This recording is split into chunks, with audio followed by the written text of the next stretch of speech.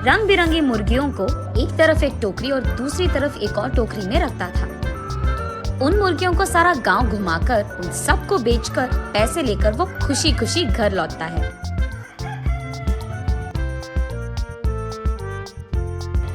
हाँ जी, आप आ गए। सारे मुर्गियों को बेच दिया आपने? अरे हाँ, दुगने दाम को बेच दिया मैंने। हाँ, उस मुर्गी को अंडे देने के लिए 2 महीने इंतजार करना पड़ेगा अब। हाँ, बात तो सही है। उन सब मुर्गियों में से एक गुलाब रंग की मुर्गी को अपने हाथ में लेकर, हाँ, ये मुर्गी तो हर 2 महीनों में एक बार ही अंडे देता है। काश ये साल भर हर महीने ऐसे अंडे देता, हम इससे बहुत ज्यादा पैसे कमा लेते। चलो छोड़ो जी, इसी मुर्गे के वजह से तो हम कुछ तो भी कमा पा रहे हैं। अब उसी से काम चलाना होगा। अब चलो, खाने का वक्त हो गया, खाने आ जाइए आप। उस रात के 12 बजने के बाद सुबैया धीरे से नींद में जागकर अपनी आंखें खोलता है। उसके बगल में मौजूद सुब्बम्मा गहरी नींद में थी। इसी को मौका मानकर सुबैया धीरे से एक चाकू को लेकर बाहर जाता है। बाहर टोकरी के नीचे मौजूद उस गुलाब रंग की मुर्गी को वो बाहर निकालता है। हर महीना अगर तू अंडा देगी तो तेरा कुछ जाएगा क्या? या फिर तुझे इस बात की घमंड है कि तू एक ही है जो रंग बिरंगे अंडे देती है? आज मैं तेरा घमंड उतार दूंगा। तो क्या कि तुम हर महीना अंडे नहीं देती हो? सारे अंडे तो तुम्हारे ही पेट में है ना। उन सारे अंडों को एक ही साथ बाहर निकालकर मैं उन सबको एक ही बार में बहुत ज्यादा पैसे के लिए बेच दूंगा, देख लेना। ऐसे कहकर जोर से हंसकर उसके चाकू से उस गुलाब रंग की मुर्गी को मार देता है सुबैया। लेकिन उसके पेट में देखने पर उसे एक भी अंडा नजर नहीं आता है। हाय भगवान, ऐसे सोचते ही रहता है कि इतने देर में सुब्बम्मा नींद से जाग उठती है। वहाँ आकर उसके पति के किए को देख, अरे भगवान, ये तूने क्या कर दिया? मैंने सोचा कि सबकी तरह तुम मूर्ख नहीं हो, पर तू तो वही निकला। अरे रे, इतनी अच्छी पैसे देने वाली मुर्गी को तूने जान से मार दिया। अरे रे, सोने की बतख की कहानी कभी सुनी नहीं है क्या तुमने? हाय भगवान, ये मेरे पति ने क्या कर दिया? तुझे लालची बनने की क्या जरूरत थी? ऐसे वो रोती रहती है कि इतने में ए सुनो, क्या कर रही है तू? पागल हो गई है क्या? नींद से जागकर सुब्बम्मा परेशान होकर अपने पति की ओर देखती है। उसे कुछ नहीं समझ आता है। वो तुरंत बाहर जाकर टोकरी के नीचे बैठे उस मुर्गी को भी देखती है। वो मुर्गी तो हमेशा की तरह सही सलामत थी। ये देख सुब्बम्मा अंदर आकर, ओह, ये सब सपना था, मैंने तो सच सोच लिया था इससे।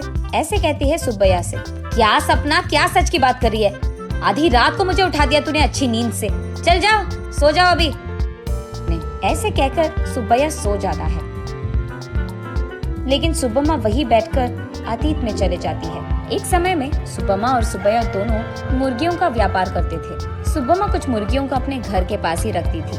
उनको खाना देना, उनके अंडों को इकट्ठा करना और उन अंडों को अगल बगल वालों में बेच देना, बड़े हुए मुर्गियों को बिकाव के लिए रख देना और उन मुर्गियों को सुब्बैया का इधर उधर जाकर बेच देना, यही होता था। लेकिन मुर्गियां हर रोज नहीं बिकती थी। कभी कभार तो 10-15 दिनों में एक ही मुर्गी बिकता था। इसी कारण सारा गांव घूम घूम कर थक कर घर आता था सुब्बैया। कभी कभार तो उन मुर्गियों को दाना डालने के लिए भी सुब्बैया और सुब्बम्मा के पास पैसे नहीं थे। तब एक दिन सारा दिन घूमकर थके हारे सुब्बैया उसके घर लौटता है। घर आकर वो बरामदे में बैठता है और उसके बगल में सुब्बम्मा खड़ी रहती है। क्या आज भी एक भी मुर्गी नहीं बिकी? वो ऐसे पूछ ही रही थी कि वहाँ एक साधु आता है। माता, खाने के लिए कुछ दे दो, ऐसे पूछता है। थका हुआ सुब्बैया, ए साधु, हमारे पास ही खाने के लिए कुछ नहीं है, अब तुम्हें क्या दे? अगर चाहिए तुम्हें तो हमारे पास बहुत सारे मुर्गियां हैं, एक लेकर जाओ, ऐसे कहता है। तब साधु छोटा सा हंसी एक देकर, मुर्गी का मैं क्या करूँगा बेटा, मैं मांस नहीं खाता हूँ, मेरे पास ही एक मुर्गी है, इसको तुम ही पालो, ये लो। उसके हाथ में देता है। मुड़कर देखने से पहले ही वो साधु वहाँ से गायब हो जाता है। सुब्बैया तब उस गुलाब रंग की मुर्गी को देख, इस तरह की मुर्गियाँ भी मौजूद है क्या? अगर इसी रंग के मुर्गियाँ हमारे पास होंगे तो हम उन्हें दुगने दाम में बेच पाएंगे, ऐसे कहता है सुब्बम्मा को देखते हुए। हाँ चलो ठीक है, अब हमें इस प्रकार के मुर्गी कहाँ मिलेगा। वो साधु मांसाहारी नहीं था इसीलिए दिया उसने, वरना इस रंग की मुर्गी हमारे पास कहाँ से आता।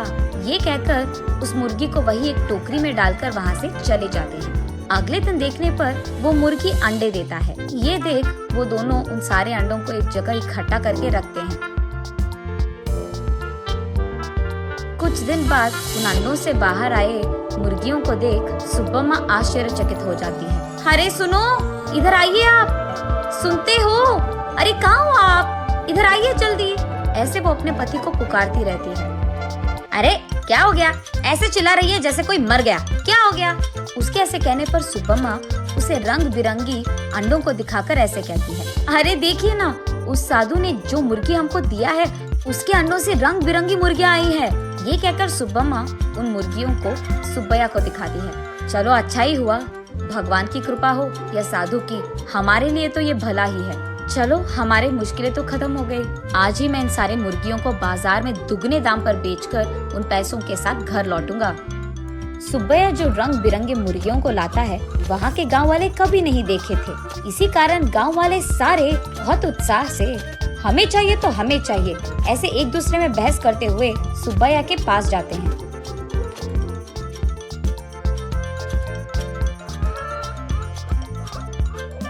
ऐसे वो मुर्गी 1 महीने में सारे दिन अंडे देकर, फिर 2 महीने बिना अंडों के, फिर उसके बाद 1 और महीना सारे दिन